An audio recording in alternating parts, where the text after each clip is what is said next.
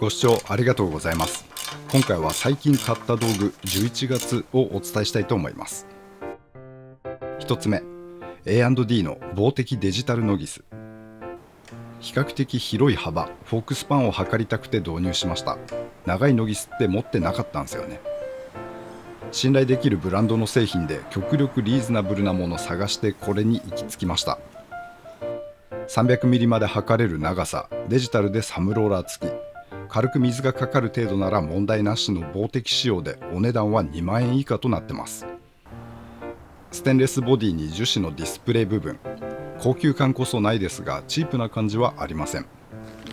樹脂ケースとテスト用電池が付属します。電池は道具なしで交換が可能。すぐに使い始めることができるですね。電池部分にはゴムの部品が入っていまして多少の水滴ならば大丈夫。インターフェースはシンプルにボタンが2つのみです。オン0ボタンとホールドボタン。オンボタンで電源を入れて0出して測定。ディスプレイが見えない箇所の測定でホールドボタンを使います。精度はしっかり。繰り返し精度はコンマ01ミリ、キサがプラマイコンマ03。乱暴にゼロ確認しても数字は動きませんし、繰り返しで測定をしてもほとんど同じ値に収まります。サムローラーを備えまして細かな調整はやりやすく、今使ってます 150mm の他社品と比べローラーの遊びが大きく、最初は戸惑いましたがしっかりと微調整は行えます。リーズナブルですが今のところしっかり使えるノギスと感じてるっすね。それからここいいなと思ったのがオプション部品で電池の蓋などが適正価格でバラ売りがされていることです。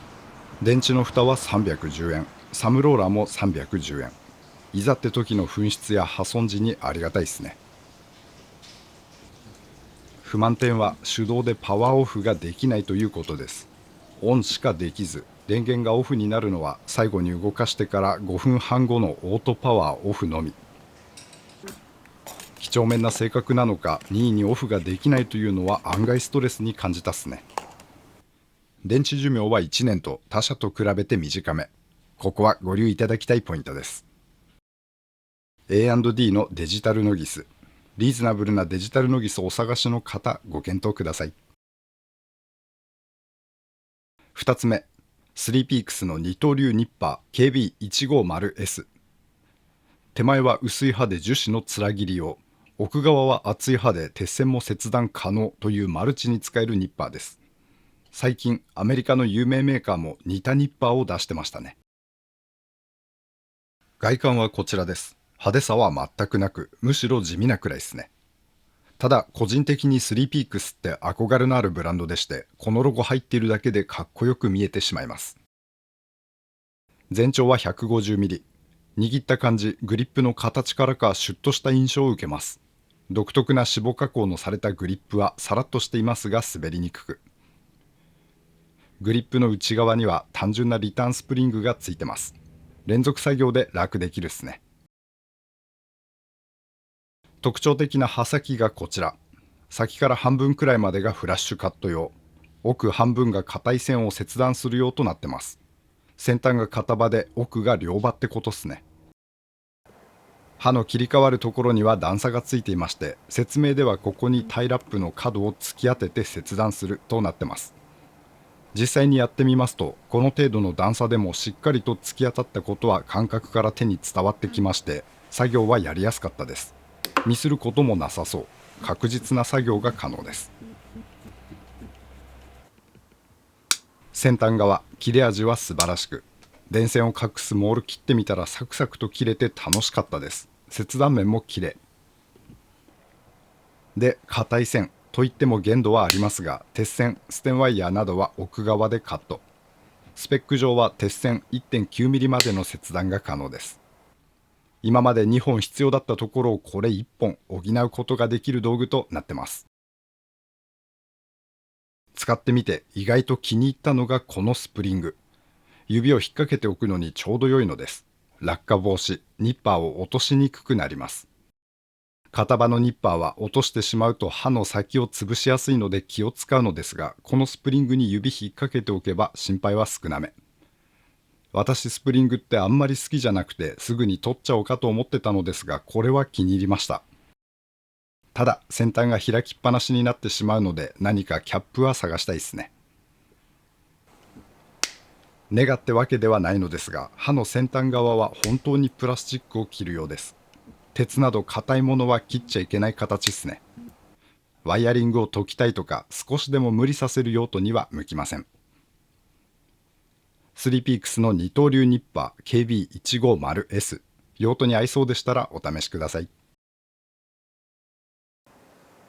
3つ目、スタビレーのヘックスソケット。 PB のソケットを使ってきましたが廃盤になってしまったので、次をいろいろと検討してまして、ハゼットが間違いないのはその通りなのですが、天の弱なのもあり他が気になる。好きなブランドのスタビレー性を試すことにしました。オーソドックスな作りです。土台のソケットにビットヘックスを圧入したタイプ。ハイトは全サイズ統一されてまして 51mm となってます。仕上げは独特なメッキとなってます。上半分が中途半端な磨き、下半分がなし地。私はスタビレー好きをこじらせてますので、これもかっこよく見えてしまうのですが、見せてみてもあまりかっこよいとは言われません。肝心の先端、六角部分はこんな感じ。角が丸めっすね。他に持っているメーカーのヘックスはだいたい角がビッとしていますが、スタビレーは丸まっています。使ってみた感想は柔らかいなというものでした。歌い文句でネジを壊す前に道具が壊れることで対象を保護するなんて聞きますけれども、まさしくそんな感じの印象を抱いたソケットです。ちょっと傷んだネジ相手には使うか悩みますし、傷んでなくても固着をしている場合、小さいサイズは回す前に若干のためらいが出ます。どちらもネジがではなくて道具が壊れちゃうんじゃという心配。スタビレって総じて柔らかめというか独特なしなりを感じるものが多いですが、このヘックスは特にそれを感じました。厳密に硬さを測ったりしたわけではないので感覚的なものとはなりますし、そうそう簡単に壊れないとは思いますが、この柔らかい感じから用途は限定してしまいます。メンテナンスの行き届いた対象にはいいっすね。ネジへの差し込み具合なんかはタイトすぎず緩すぎずで良い具合。普段使いには扱いやすい道具です。しかし対象によっては結局 PB を再び持ち出す結果となりまして、スタビレーの信奉者の私ももしこれ壊してしまったら次は違うの選ぶかなと感じてます。スタビレーのヘックスソケット、私は積極的には勧めないです。しかし悪い道具ではないとも感じます。スタビレーというブランドで揃えたいとか、見た目がものすごい刺さってしまったら全然あり。興味ございましたらお試しいただきたいです。ご視聴ありがとうございました。当チャンネルではこんな感じに道具の紹介をしております。お時間ございましたら他の動画も覗いていってみてください。皆様には再びお会いできますことを願っております。それでは次回まで。せや。